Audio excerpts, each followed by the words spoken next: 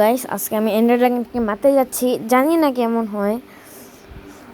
2 মিনিটের হবে ভিডিওটা। আমি এন্ডার ড্রাগনকে মারতে পারবো নাকি মারতে পারবো না, এটা আমি অবশ্যই ক্রিয়েটিভে করেছি, কারণ এন্ডার ড্রাগনকে মারতে পারি না, যে কখনো মারতে পারিনি।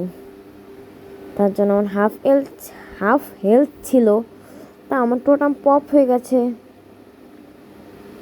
দেখেন গাইস, আমি কত বড় লোক। হ্যাঁ, আমি কিছু কিন্তু করিনি।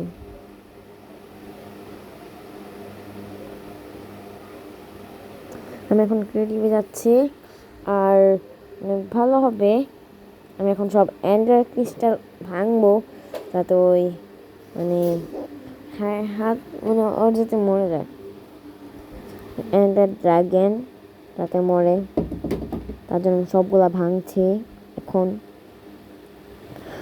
আর আমরা এখন একটা সমস্যা হয়ে গেছি, তোমরা কিন্তু কেউ হাসবে না, একটা গ্লিচ হয়ে গেছে। আমি ওখানে দেখা হয় ওই ভালো হবে।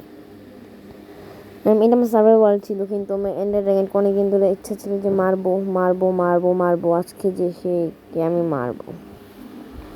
হ্যাঁ, এন্ডার ড্রাগনকে মারছি আমি। তারপর লাস্ট এন্ডারটা আছে, মানে ender of pearl end crystal. হ্যাঁ, এবার আমি এত ভয়ঙ্কর মানুষ যে এখন দেখো তোমার সাথে কি জিনিস হয়। আমি সার্ভাইভাল যাবো আর কি হয়, কিন্তু ক্রিয়েটিভ ওকে মারতে পারতাম, মানে ওকে সার্ভাইভাল অনেক কম হেলথ ছিল। এই দেখো আমি সার্ভাইভাল যে কি করি।